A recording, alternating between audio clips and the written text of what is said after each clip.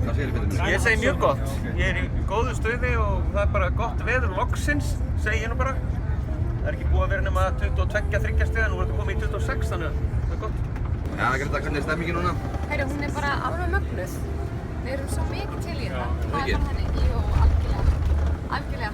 Það bara mega spenningur og tilhlökkun og jákvæðni og bara, já, bara geggjað.